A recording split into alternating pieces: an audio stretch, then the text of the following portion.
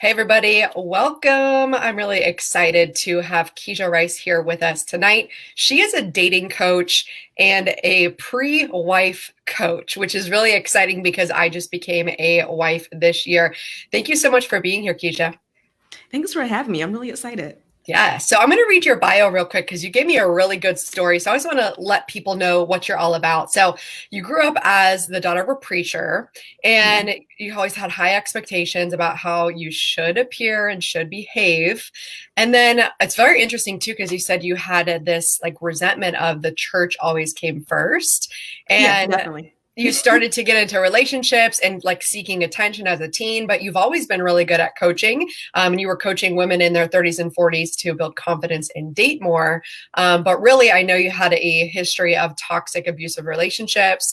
And so what you did is you essentially worked on your relationship with God, healed from the abuse, and learned how to attract healthy, sustainable, fulfilling love. And you're here to teach women how to date without compromising themselves and their values. So I'm really excited to hear about that. So why don't you start by just kind of letting us know your story, especially about past relationships?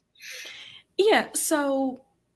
I never had a problem with dating or finding a boyfriend. Mm-hmm. I was one of those serial monogamous. You have a boyfriend, you get out of the relationship, you hop right into another one.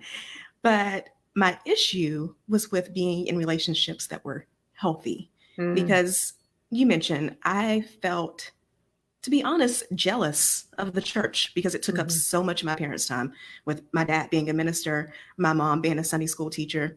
And it even seemed like the things that I was judged by were all church related. I helped my Mm-hmm. mom teach in Sunday school. I was, usher, all that good stuff. Yes. So I started getting in these relationships, and it's funny because, people will talk about daddy issues when like a woman grows up in a home where it's like single parent. My parents have been married for 37 years. I still had those issues because I felt like I wasn't getting enough attention. And, I was dating men who were older than I was. I Mm-hmm. was dating men who saw that my self esteem was low and they were taking advantage of that. And I just ended up in one crappy relationship after the other, especially because I was hopping out of one and being like, you know, that guy didn't work out. But Mm-hmm. this guy, he seems nice. He seems cool. I'll just hop in a new relationship and they'll fix all my problems. And of course, that never happens. And it finally just got to the day where I actually just sent out an email about this, about how Mm-hmm. it seemed like all my friends were winning. Mm-hmm. And I was not. I was in a career that like I didn't like the job that I was at the time. And relationship wise, I was in a relationship that was particularly toxic. And meanwhile, all my friends were posting on Facebook, I'm getting engaged, I'm getting married, I'm Mm-hmm. having a baby. And it was just so frustrating. I got to this point where I was planning a friend's wedding shower and I ended up crying all over the stupid invitations, had to redo those again. And I was just like, you know what? There has to be something better than this. I Mm-hmm. don't know what better than this looks like, but there has to be something better than this.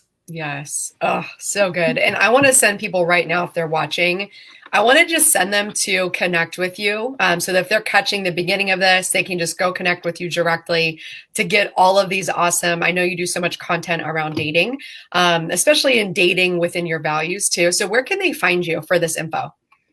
Yeah, Instagram is where I live, Mm-hmm. and hashtag millennial. So Yep. I am at Keisha Rice on Mm-hmm. Instagram. So if you notice the name, the spelling of my name Yep. below, just follow me there. KESHIA. Yeah. Okay, perfect.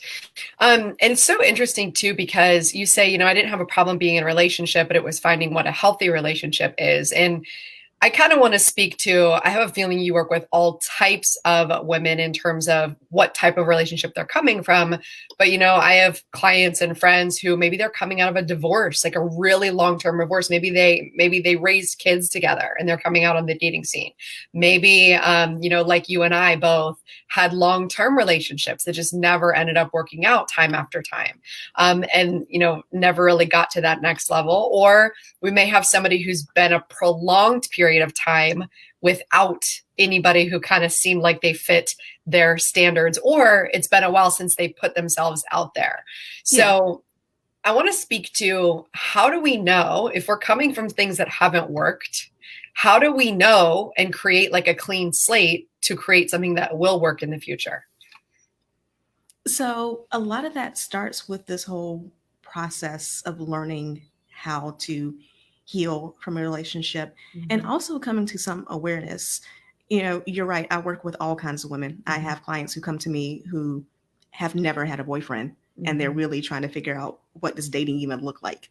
And I have clients who are coming from divorce, or they've been single parents for a while, and now they're like, okay, so how do I get out here and date, introduce a man to my kids, that type of thing. Yeah. And the common denominator in all of these women, and something that I can relate to, and I'm sure you can relate to, is not really knowing who you are and, you know, what your needs are. Because so often as women, first of all, there's this whole perception that we have to be good girls. And, you know, good girls don't do this. Good girls don't talk like that. Good girls don't voice their opinions. They don't talk about their needs. And then we also grow up in a society where we're supposed to be strong and independent, and, you know, it's a man's world, but we can live in it. And, you know, that whole, what's that stupid commercial where it's like, you know, I can bring home the bacon and fry it in a pan. And it teaches girls, who obviously eventually become women, to put other people's needs first. So, you know, you keep getting into these relationships, and over and over again, you're in relationships that aren't fulfilling you because you don't even know what you want. And you haven't even taken that time to figure out what you want. Yes. And I want to say firsthand, I hired a relationship coach when I was leaving, like finally working up the courage to leave my 9-year relationship. I mean, I knew it was time, but I needed that guidance so that I can be really solid on my values, to say, this is not working for me, and to not allow the fear of being without somebody to overcome what I actually truly wanted in relationship. So I'm curious, because it's like, where do we start? Where do we start the process of doing the work, right? Because I think we get an habitual pattern over and over again, and people are just coming to their wits' end and making broad statements like, there's no good men out there, or all the good ones are taken, or whatever. All men are trash. All men are So let's get into that. Yeah. We're helping the men out here too. Yeah, because you definitely get what you focus on. If you keep saying all men are trash, you will continue to meet men who are trash. But to answer your question, it starts with permission. Permission to actually feel your feelings, to know that your feelings are valid, and especially as women, because God created us with a very strong sense of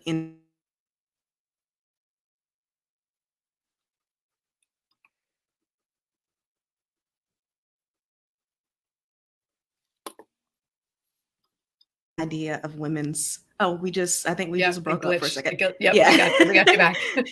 Well, so I was saying, unfortunately, as women, a lot of us have lost that sense of intuition. We stop listening to ourselves, and we listen to telling us what our parents are telling us, what our church, mosque, temple is telling us, what Facebook and Instagram are telling us, and we lose ourselves. So permission to feel your feelings, permission to voice your feelings and your opinions, even permission to heal. You know, this is something that I always find really interesting in a lot of my clients, is they get to a point where, you know, that same point that I was at, where I'm just over it. I'm sick of it. I'll do whatever it takes to make my life better. And guilt starts to creep in. You know, they'll say, well, this guy, yeah, he was abusive and he was toxic, but it's not like he ever hit me. You know, he was just verbally abusive. He was just emotionally abusive, as if like those are slightly better. Or even things like, you know, I feel guilty about being happy because I come from a family of women where none of the women in my family are happily married. Mm, None of the women in my family are in good relationships, and why should I be in a good relationship? mhm, So giving yourself that permission to, again, to feel, to speak, and to heal is the first thing that you need to do for yourself. mhm. And let's speak to that too, because I came from that scenario where my parents were divorced, my now husband's parents were divorced. Like we had zero really great role models in terms of that. But speak to the fact that you can still have a beautiful relationship, even if you did not have it, a role model, an example to you when you were growing up. Yeah, I just mentioned my parents have been married for 37 years. They both come from divorced parents. Mm-hmm. Yeah, so it is most definitely possible, but it does start with seeing that. And the ultimate in seeing that is to be able to vision it for your life, Mm-hmm. to journal it out, to meditate on it, to be able to picture what that looks like and what that feels like. But before you get to that point, it is finding those role models. So Mm-hmm. when my parents got married, for them, a lot of it was couples in church, Mm-hmm. being able to see couples who were happily married and who had managed to stay married for the 10, 20, 30 years and be able to go to them for advice. Mm-hmm. You know, one of the best things about technology is that even if you don't have that personally, you can find that online. Even myself, you and I both mentioned the fact that we haven't been married very long. My husband and Mm-hmm. I celebrated our 1 year anniversary a few months ago. Mm-hmm. So, yes, I have my parents, and I have an older brother and an older sister who are also married. But there are, are on Instagram who are in happy marriages. And, I see them not only posting pictures about, being cutesy and happy, Mm-hmm. but actually talking about and being open about the fact that in their marriages they've had struggles, and this is how they dealt with it, and this is how they communicate about it. So being able to surround yourself, whether that's in real life or Mm-hmm. virtually, with those types of people, it changes your mindset. And that also goes Mm. with ditching the people who don't uphold that vision. Yes. If you're if you're surrounded by aunties and friends who are constantly talking about men are trash, you're Mm-hmm. going to keep feeding into that. Mm-hmm. So you bring up a great point too that I'm thinking of, which is, I want to talk about it a little bit in terms of, because I have a lot of clients. It depends on the background, how they were raised, but specifically, if I have someone come to me that has like a lot of culture, like a lot of tradition, and this typically is either the Black community or maybe somebody whose family came from overseas and they just have a very strong tradition. It's kind of like this thought of, we don't tell people our business. So like we Yeah. wouldn't want to hire a coach, or, we wouldn't want to go there.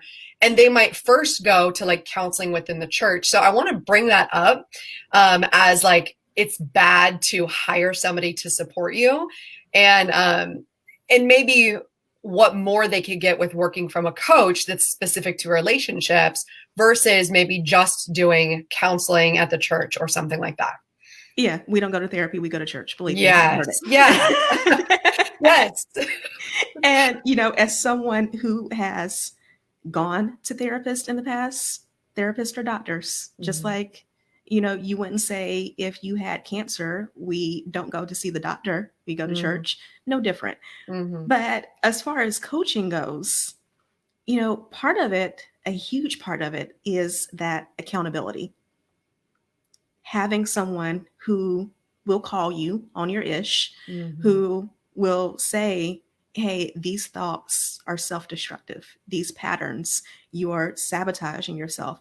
Because oftentimes, because as women, we are nice and Mhm. polite and we don't really speak up about things, sometimes the other women in our lives aren't going to tell us certain things. Yeah. Or my favorite, the ones who wait until the relationship completely explodes and then they're like, see, I always knew he wasn't right for you. Yeah.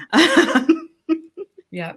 So you need that outside perspective, someone who is getting to know you in that coaching relationship, but also isn't so close to the situation that they Mhm. can see beyond what you're seeing and what your friends and your family are seeing.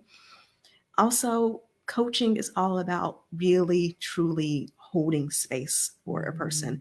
So as a coach, I allow my clients to think, to really feel into something, to, really talk about the things that have been on their chest. And you talk about women with very traditional conservative backgrounds. My personal experience is, I studied psychology as well, continue to do so. Mm-hmm. So being able to blend those two things, because I know what it's like to grow up in church, for example, and even not want to tell some of your closest friends because your close friends are also in the church and you feel like they're going to Yes. judge you. There is this sense of like having to be perfect and having it all together in the church. That's kind of sometimes how we can feel. Yeah, and for me, that's one of the things that a lot of my clients like about me, is because I blend that psychology and I blend the Christian perspective.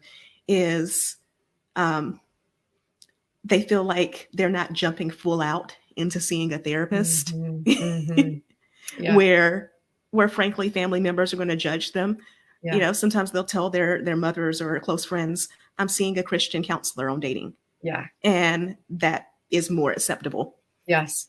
And it's so interesting, but I knew I needed to ask that question because I knew it came up for me initially when I started to get into this field. I was like, that means there's something wrong with me, and that's like publicly admitting that there's something wrong with me. And what I now believe and I know to be true is that means there's something right with you, that you're Yeah. willing to say, you know what? I need to seek support because something has to change.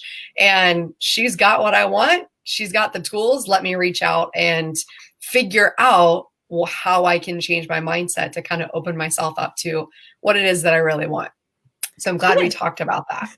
Yeah, and the thing is there's something wrong with all of us. Yeah, right.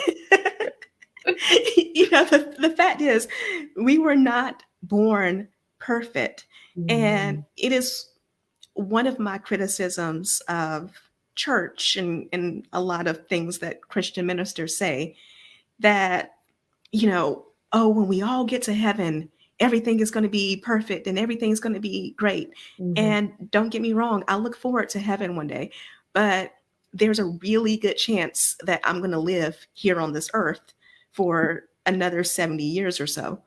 And that is the exciting part about life, is to be able to look at yourself and see the things where you are now, to explore where you could be, and to constantly be working towards that. Yes. So yeah, there's something wrong with all of us. There's nothing wrong with Yes. that. So good. And Tiffany's on here. She says, awareness is a game changer. Yes, it absolutely is. And I actually heard a coach speaking on this today, though. Awareness is not the be all end all. Awareness is just now you have a choice on how to do things differently. So the awareness is like first step, but then it's how do you show up in the future in your relationship. So let's talk about going into a new relationship and kind of letting go of the baggage of the old one. So what kind of concepts do you have around that? So I think first, before you even enter into a new relationship, and this is the mistake that a lot of women, myself in the past, made, is, you're in a crappy relationship. And I remember a friend saying to me one time after a bad breakup, the best way to get over one man is to be under another. Oh, geez. Yep. So, a lot of people, men and women, have that mentality, even if it's not about sex, but even just having the companionship of another person. Mm-hmm. So first of all, take some time to yourself. And, people take it harshly when you see someone who has been in a lot of bad relationships and a person will comment, well, the common denominator is you. Yeah. Like, that can be a hard thing to hear, but it is true. And it's not to say that you're a bad person, but when it comes to being in that healthy relationship, being in one that fulfills you and one that you're aligned with, you really have to think, what was it about me that allowed me to be in these terrible relationships. Mm. I can think of a great example for me is when you talk about abusive relationships. I had men in the past use me for money Mm. because I would give it, you know, even if it was like close to my last. But if a guy said that he needed it for a bill or whatever, I'd do what I could to make it happen. Mhm. And when I think about why was that, I look at my parents, and my mom is such a hardworking woman, and she's also such a problem solver. So people come to her for help all the time. Mhm. And I grew up watching my mom work all the time and then help other people. Mhm. And my dad, gifts is his love language. That is how my dad shows people that he loves them and that he appreciates them, is he goes and buys stuff. Mm. So I got into relationships, and of course, I had that mentality. This is what we do when we love someone. We Mhm. constantly sacrifice, whether it's Mm. sacrificing our time, sacrificing our money. And I was attracting men who took advantage of that. Mhm. So thinking about what was the version of me who accepted healthy relationships, Mhm. she knew that she was good on her own. Mm. She knew that she was allowed to love herself and take care of herself and not constantly give in order to be appreciated or to be shown worthy. Yes. So you have to start with that. What is it about me that is allowing these situations to constantly happen? Mhm. And I like how you said that too, because it's a positive trait. Like being a Yeah, giver is positive, but it can go overboard whenever you're not having healthy boundaries around giving. right. And I was at a point where I was not giving at all to myself. Mhm. You're constantly taking care of other people, and then you get into the situation where you're resentful all the time, and you're like, that person was so bad. They were such a bad friend. They were such a bad boyfriend. Mm. And yeah, the person may have been toxic, but I can also think of some relationships where it wasn't necessarily the guy was that bad. It was Mhm. just I was constantly sacrificing myself. And I always say this: people can only love you at the level that you love yourself. Mm. And part of that is if people around you constantly see you saying, I got this, I can handle this, I can do it myself, they're going to let you do it. Mhm. Mm. That's good. That's really deep. How do you not go to the other extreme? So I could see it being very easy. You're giving, giving, giving, and then all of a sudden you're like, no, I'm not giving anything to anyone, and you kind of go to the other extreme when you're kind of figuring out your values. Time. Mm. So for me, when I hit that rock bottom moment and I was like, something has to give, evaluating myself and knowing that I had this tendency to fall into relationships, and not just dating ones, friendships as well. I took some time to myself. I was like, Mm. okay, I'm not going to date, Mhm. not going to hop into another relationship like I always used to. And even with my friends, I had to take that time to be like, I can't go out to dinner with y'all Mm. because I'll pull out my card and pay for everybody at dinner. Yeah. Like I knew that I had those habits. So there was a good like 1 month moratorium on that. That Mm. it You had was like, you had a self-imposed quarantine on yourself. yeah, Yeah. that we weren't going to do that, or we were going to do things that were free, Uh-huh. or we were going to do things where it was a concert, so everybody bought their tickets in advance. Mhm. Things like that. Yes. So it is giving yourself that time first, Mhm. and then taking those baby steps. So, when I started dating again, I would go on a date with someone, and there's some obvious ones. You know, you go on a first date with someone and he wants you to pay. Mhm. But even things that are a little bit more subtle than that, being able to, after each date was over, just checking in with myself. How do Mm. you feel? Back to trust. Yeah. Yeah. Like being able to say, how did he make you feel? Mhm. Was there anything that he said that triggered maybe a little bit of an alarm bell? Mm-hmm. and just constantly having those conversations with myself. You're right. Awareness is the first step. Mm-hmm. Actually, I would say awareness is the second step. Mm. Because back to what you were saying, the first step is getting so sick of it that you Yeah. won't tolerate it anymore. Yeah. Yeah. That pain once you gets so reach big. Yeah, once you reach that point, then there's the awareness. Mm-hmm. And when you have that and you start constantly checking in with yourself, this is why self-care is so important. Mm-hmm. Not the bubble bath, Yeah. like the candle self-care, but real self-care, Yeah. accountability with yourself, Mm-hmm. meditation, quiet time. Mm-hmm. Mm-hmm. But it's once you start doing that you're like, okay, like that women's intuition that we were born with, it starts to come back. Mm-hmm.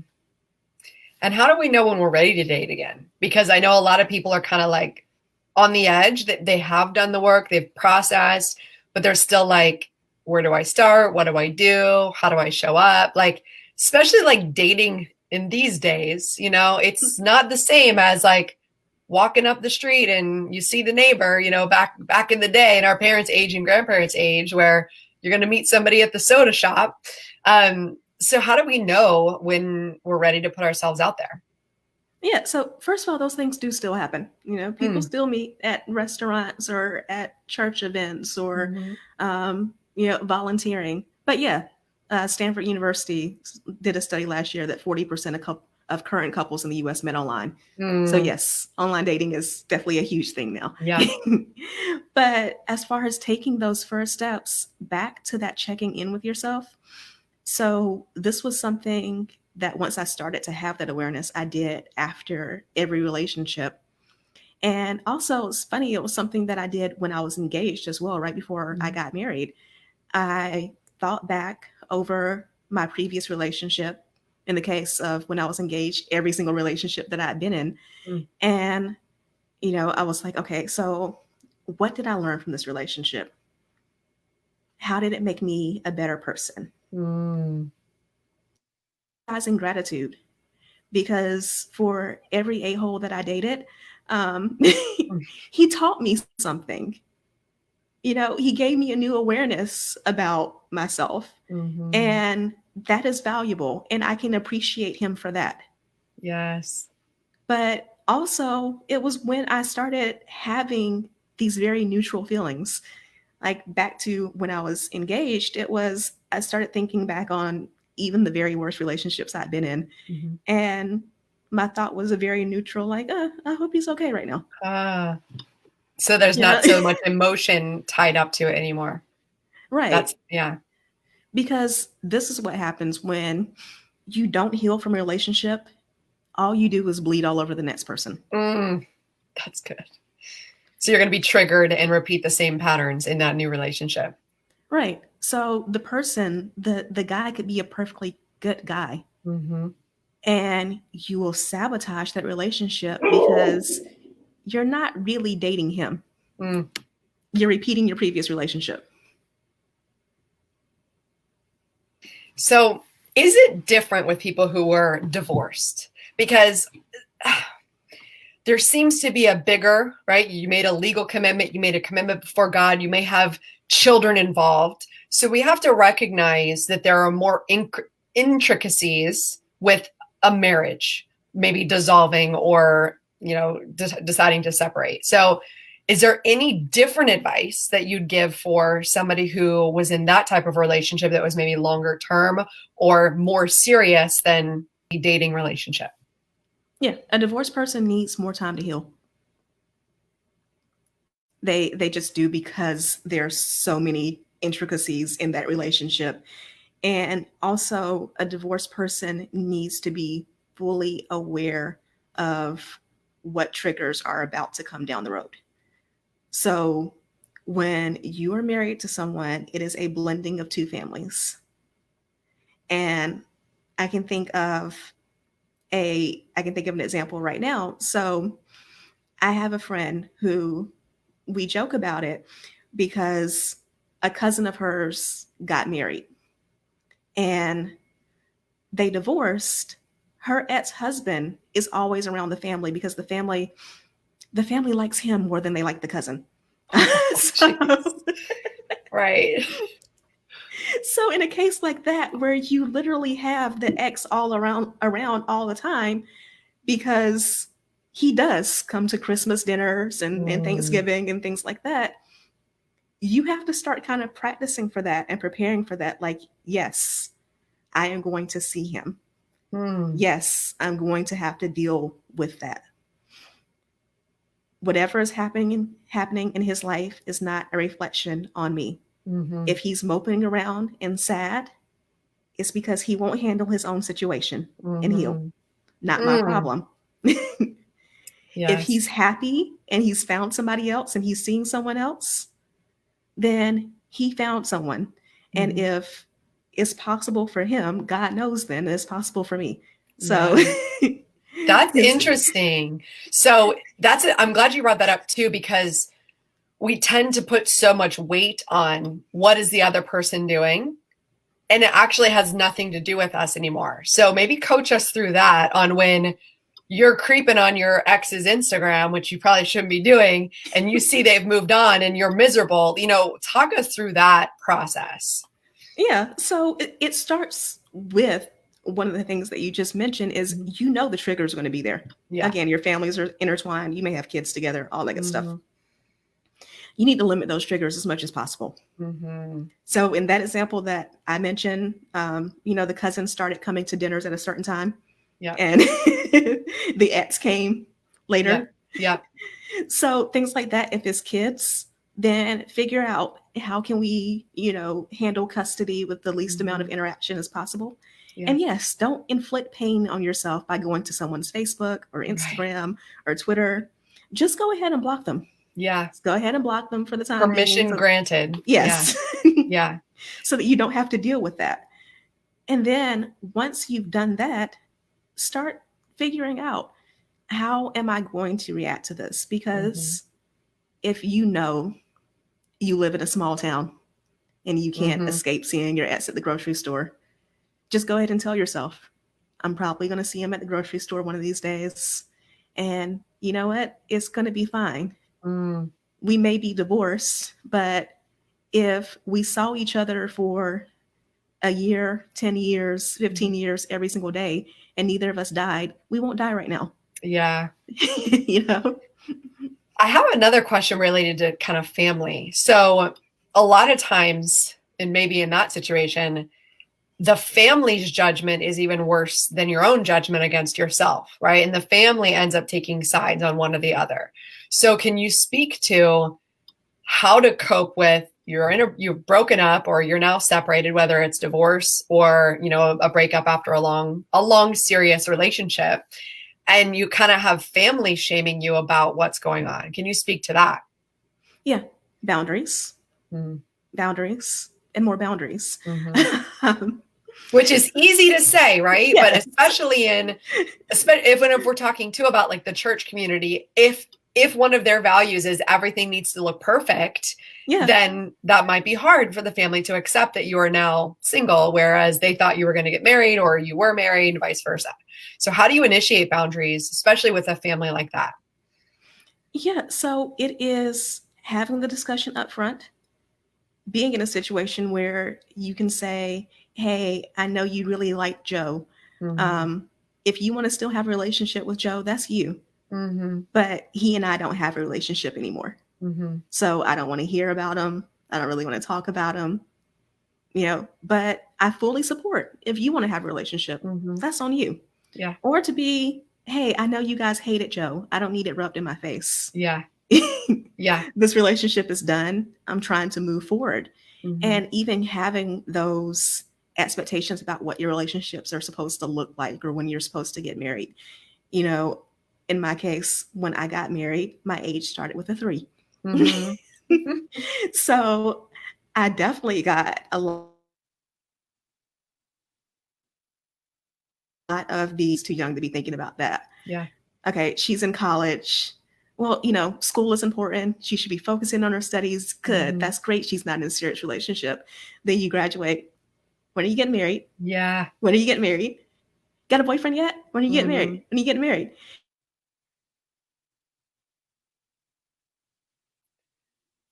And then I grew up in apostolic Pentecostal churches, so Mm-hmm. about as conservative Christian as you can get. Mm-hmm. So God forbid, or Muslim, or something like that, or even if I dated a guy who was Baptist or Mm-hmm. Methodist, my dad had something to say. And coming from a family full of ministers, Wow. my dad is one, you know, aunts and uncles that are pastors. My brother married my husband and I, he's a minister. So there was a lot of, oh, so and so, minister so and so, bishop, you should get married, and things like that. Mm. So having those conversations, because you know your family, Yep. you know what the things are going to be. Yep. So being upfront with it.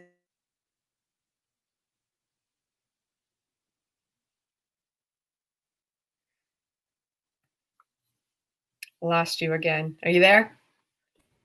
Yeah, we Okay, glitched. I good, know. good, good, good. Yeah. It's But interesting. yeah, It's interesting. There's so many differences between like Christianity and what's okay and not okay. yeah. So I want to take it even bigger and broader, which I think is really great for the times that we're in right now. But also, I had a client going through this. Let's talk about interracial relationships and how to coach different mindsets around that. Because if people are tripping about you go to a different church than me, then Yes. there's certainly going to be some conversations to be had around somebody comes from a different background, different religion. So how can you coach around that? And then once you set the boundary, we have to enforce it somehow too. Yeah. So how do we show them that we're serious about the boundary that we've set? Yeah. So when you talk about that, I'm in an interracial marriage. My husband's Hispanic. Mm-hmm. Mine too. So so there's a whole thing with how Hispanic families are traditionally brought up, and roles Mm-hmm. of women. And then, Black culture is different as well. In our case, we may be both minority, although I'm not really Mm-hmm. a fan of that word, but we may both be that, but there's still a lot of cultural differences. Mm-hmm. And first of all, it started with us, him and I Mm-hmm. having this conversation and being like, hey, people are going to say stuff. Yeah. They just are. Then that's fine. Mm-hmm. If the relationship is worth fighting for, it's worth fighting for. Yes.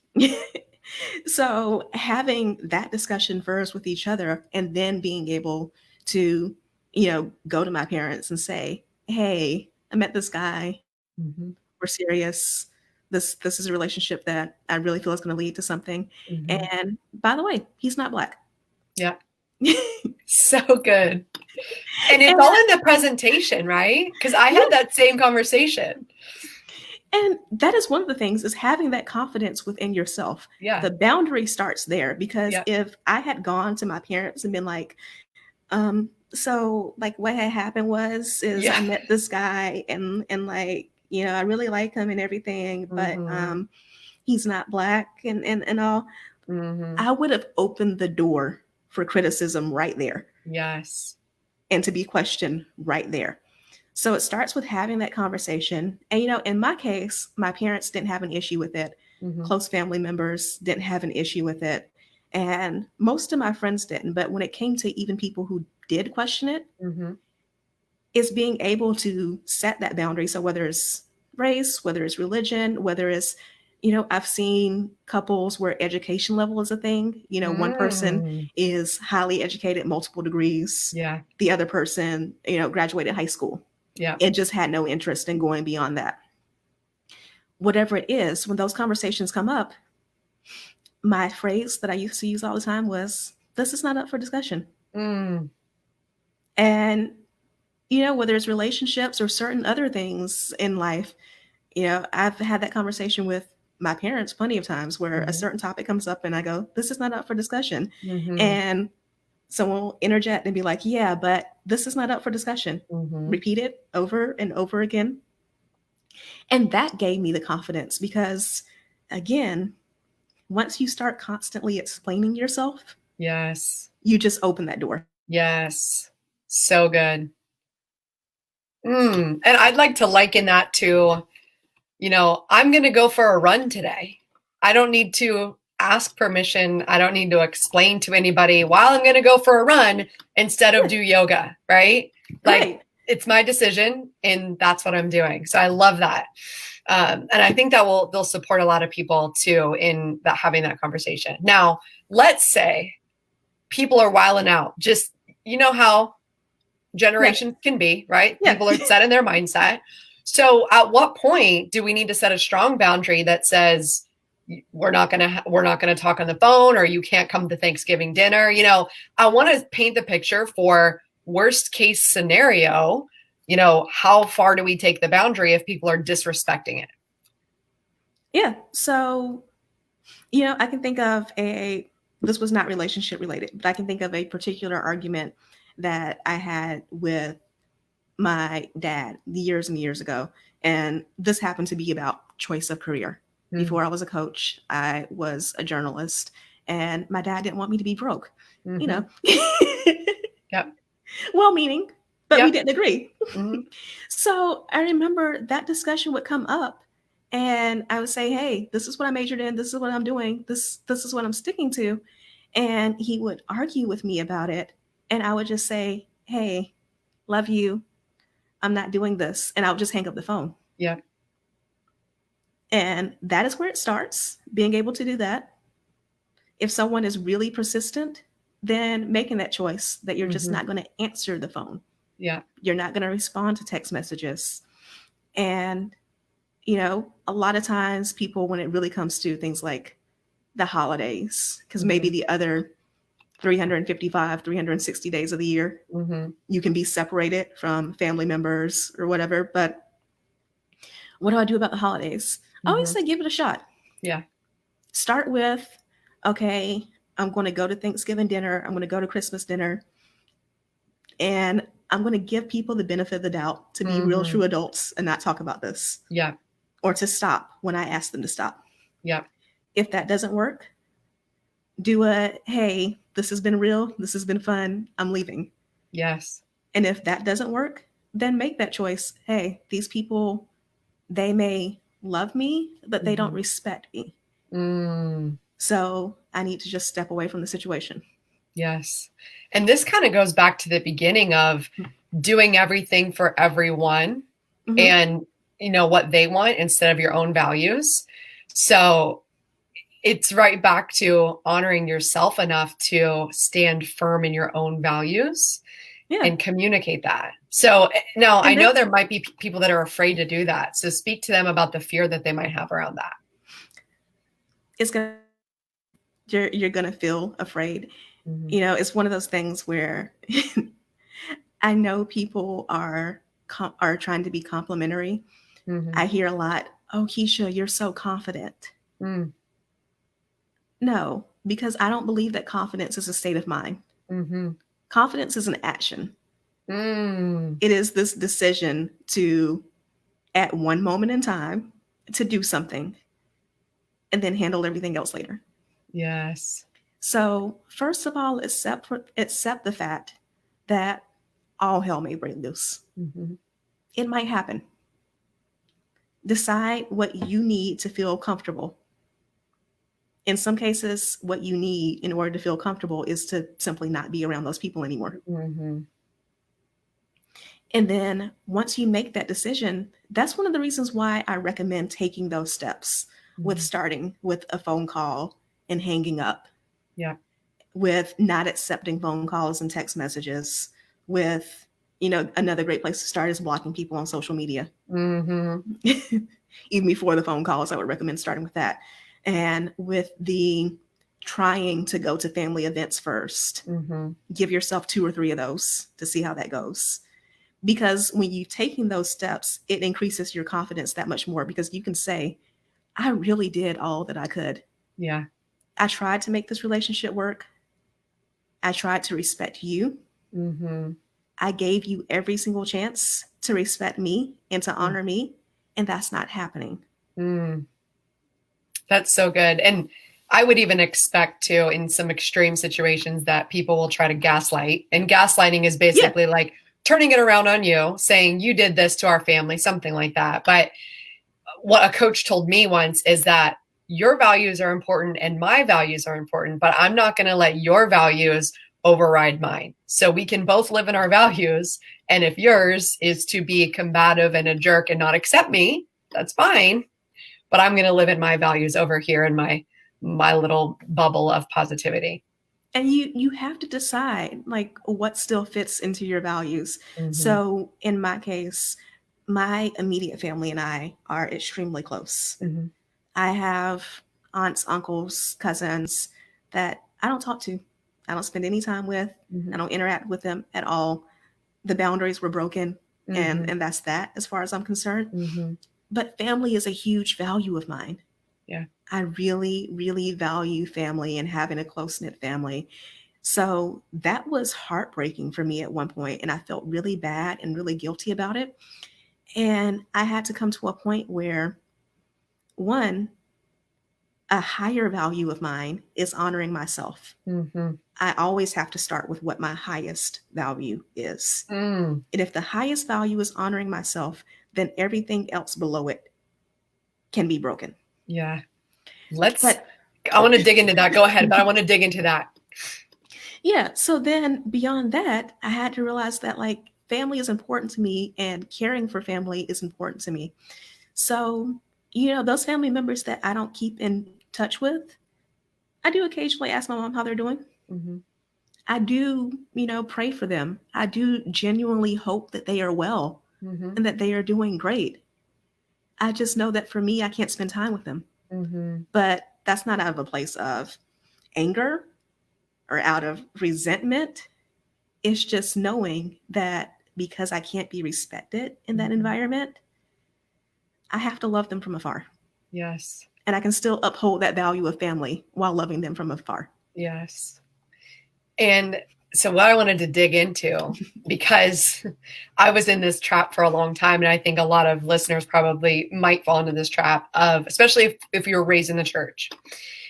You said my highest value is honoring myself.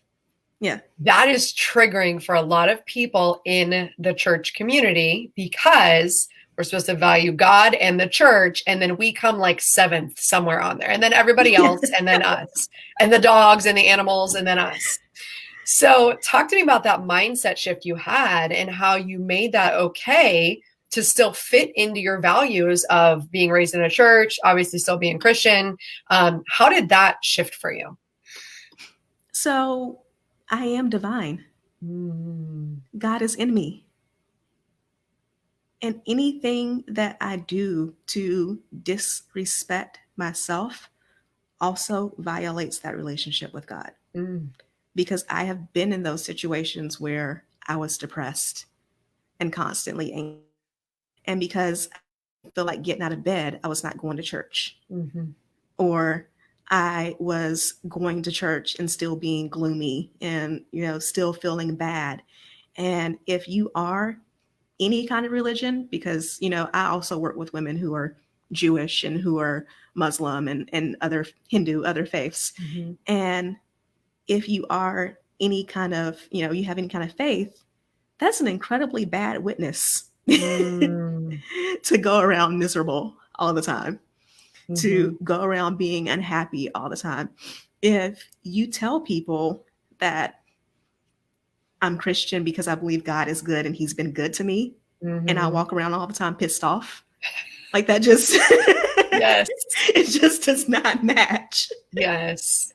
Oh, that's so good. And what's interesting is when I was in that 9-year relationship with a covert narcissist, I actually used scripture. It was like the Corinthian scripture about love. I used that as basically my ultimate sacrifice. Like, just keep giving. It's like, love is patient, love is kind, right? And Yeah. I was real patient for 9 years, right? And I finally realized that that's not what that scripture meant. It didn't just mean for me to just lie down and take whatever was given to me. But I was using that as a guideline for basically to be manipulated, right? Manipulated that everything was always my fault. So it's just interesting that we can take teachings that came from our history and kind of warp them in a way that is not serving our highest good, that is not serving the God within us. So I just wanted to speak to that a little bit too. Yeah, definitely. And Love is also reciprocal. Mm, So when you use that particular verse, um, love is patient, love is kind, love does not boast, mhm, it's not quick to anger. Can you say your partner treats you in those ways? mm, You are no good to anyone else if you are not good to yourself. Can you mhm, say that you are patient and kind to yourself? mm.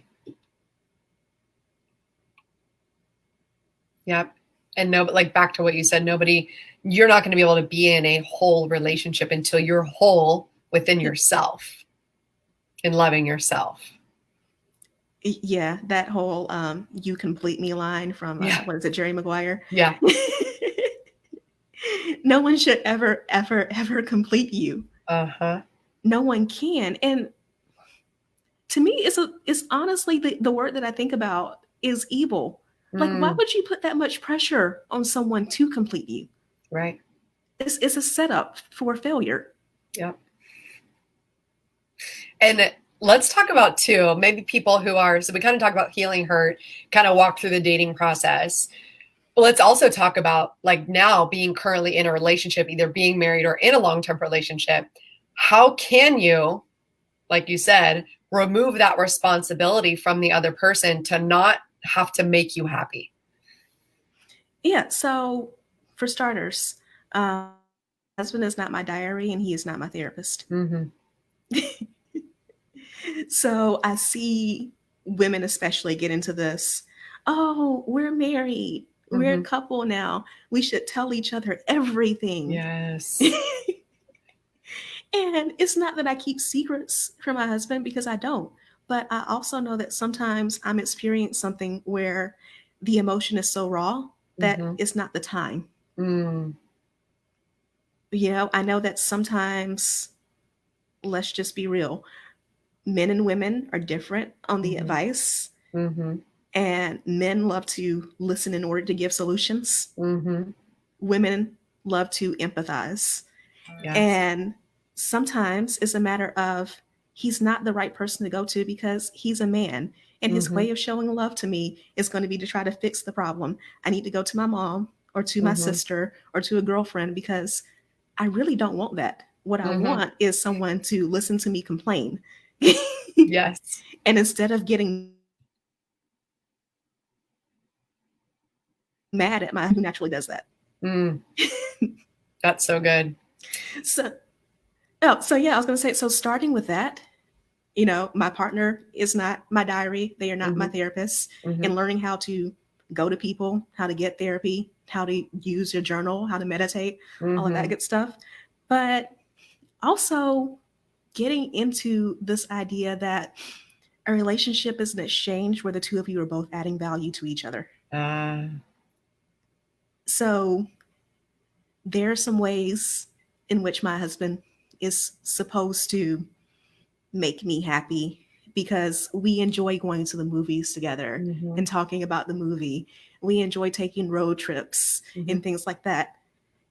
But there are also ways in which I'm supposed to give value to him Mm-hmm. and improve his life. And when you come from that attitude of the two of you are both serving each other, you don't put that pressure on each other. And you also don't expect the other person to be all things to you. If I Mm, want to watch chick flicks, I have friends to watch chick flicks with. I don't need to yeah. drag my husband. Yeah. So good. Yes. So we're getting to about the end of the call. We have 5 minutes left here, and I see there's a couple people tuning in. So I just want to see if you have any other maybe final words, encouragement for anybody, whether they're getting over a breakup, entering the dating scene, or wanting to kind of enrich their current relationship. Do you have anything that you want to leave them with, or any free resources or anything like that? So yeah, first of all, back to my Instagram, Mhm.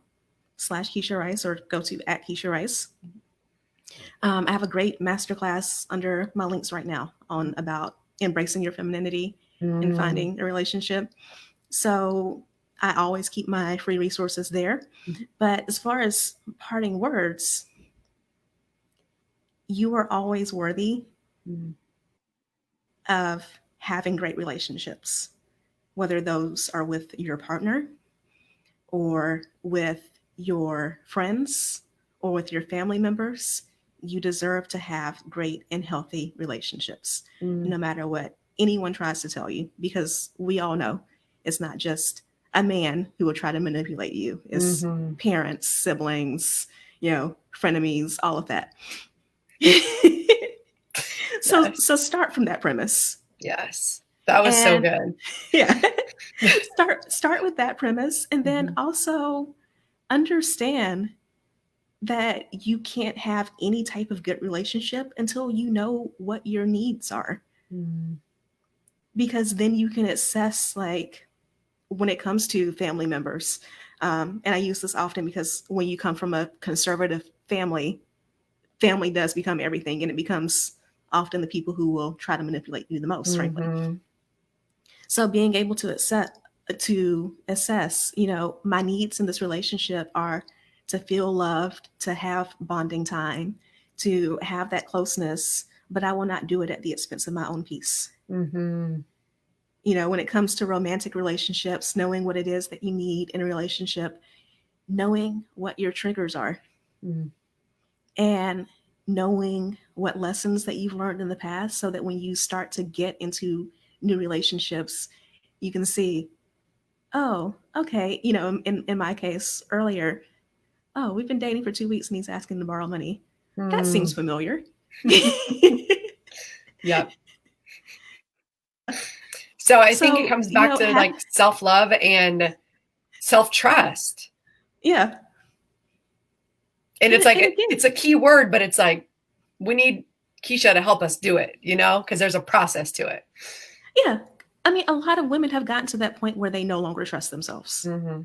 because they have leaned so heavily on family members, Mm-hmm. or they have leaned so heavily on their faith, Mm-hmm. and they have leaned so heavily on their friends, that they have never taken the time to really sit with themselves Mm.